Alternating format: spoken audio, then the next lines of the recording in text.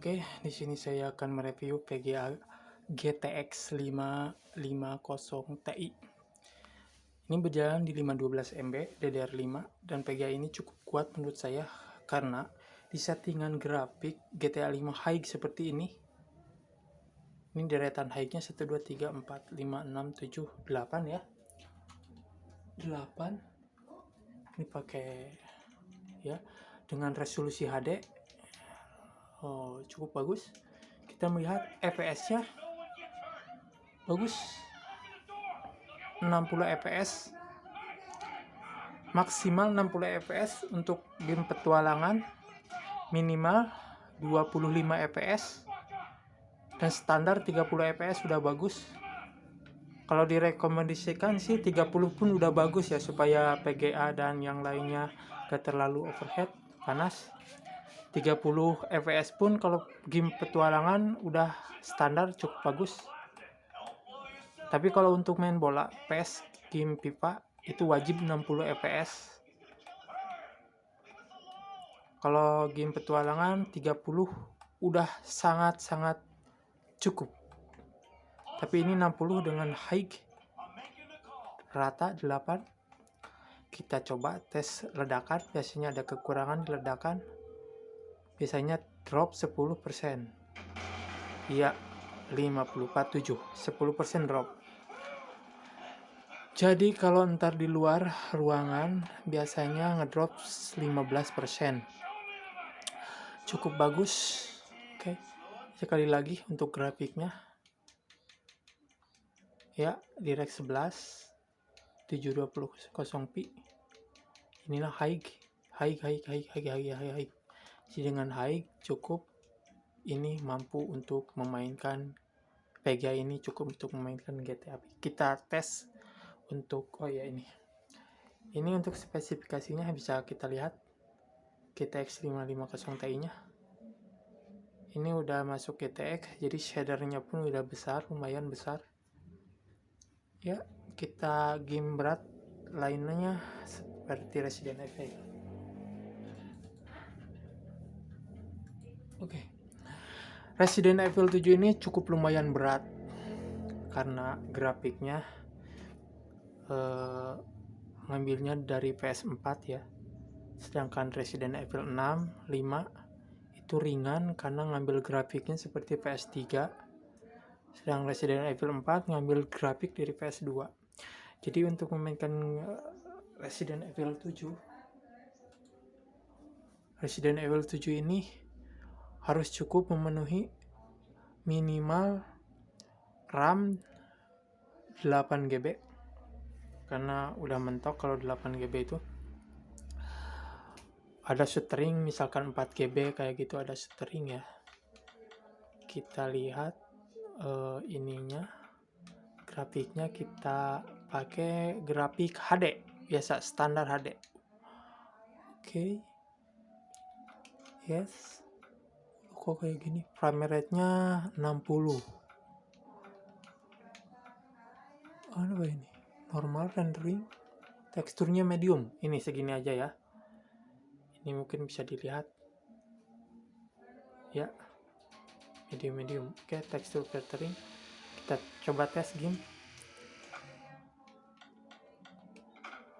Jadi game ini dengan grafik medium dengan resolusi HD 720p, kita bisa melihat berapa fps yang dikonsumsi PGA ini untuk memainkan game ini. Prosesor Core 2 kuat juga, ini udah bisa memainkan game ini. Untuk fps,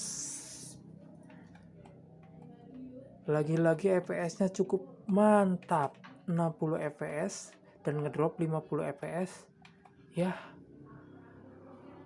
Mungkin dari kamera HP agak jelek ya kelihatannya, tapi kalau langsung dari mata ke TV, ini TV 32 inch akan bagus. Grafiknya mantap karena ini berjalan di normal ya, dan cukup 60 fps menurut saya udah bagus. game horror seperti ini udah bagus, malah di 30 fps pun mantap.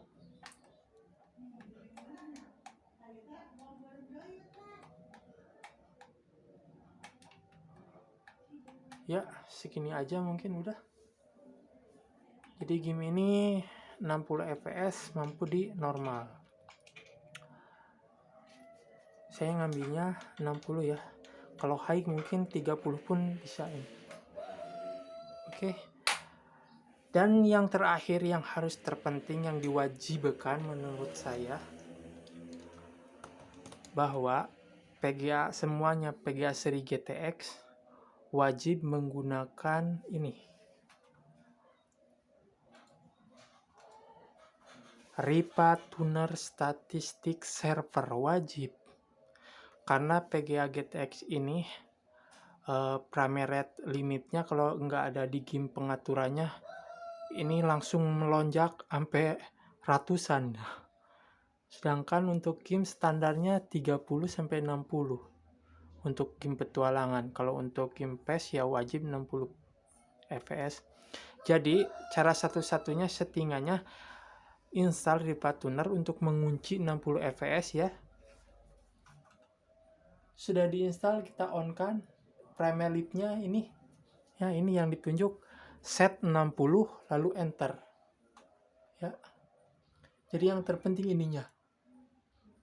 Nah, ini gunakan 60. Itu wajib sekali. Jangan di close tapi di minimalis. Jadi ketika kita main game nggak perlu lagi di setting di gamenya berapa frame rate-nya karena udah dikunci 60. Jadi nggak ngaclok ke atas. Untuk suhunya masih ringan, masih stabil.